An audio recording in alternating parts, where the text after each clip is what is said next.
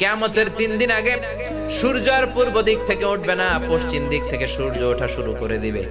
সূর্য যেদিন পূর্ব দিক থেকে না উঠে পশ্চিম দিক থেকে উঠবে, তখন আর তওবা কবুল হবে না। তখন যতই তওবা করেন কবুল হবে না। সূর্য যেদিন পশ্চিম দিক থেকে উঠবে, কোরআন খুলে দেখবেন কোরআনগুলো blank pages, completely white pages, সাদা পেজ হয়ে গেছে। কোরআনে কোনো আয়াত নাই। কোরআন মুখস্থ থাকবে, সিনার মধ্যে একটা আয়াতও আছে এরকম একটা লোকও থাকবে না, কোনো আলেমও থাকবে না।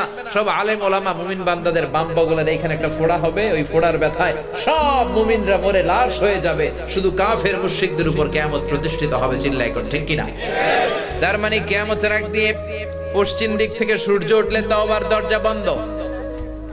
2 নাম্বার বাদাল গরগরা, মালাকুল মাউত যখন মানুষের রূহ ধরে টান দেয়, রূহ বের হতে বান্দার কষ্ট হয়, মুখ দিয়ে গরগর গরগর শব্দ হয়। ওই গরগরানি শব্দের পরে মানে মালাকুল মাউতকে দেখে ফেলার পরে তওবা করলে কবুল হবে। কিয়ামতের 3 দিন আগে সূর্য আর পূর্ব দিক থেকে উঠবে না, পশ্চিম দিক থেকে সূর্য ওঠা শুরু করে দিবে। সূর্য যেদিন পূর্ব দিক থেকে না উঠে পশ্চিম দিক থেকে উঠবে, তখন আর তওবা কবুল হবে না। তখন যতই তওবা করেন কবুল হবে না।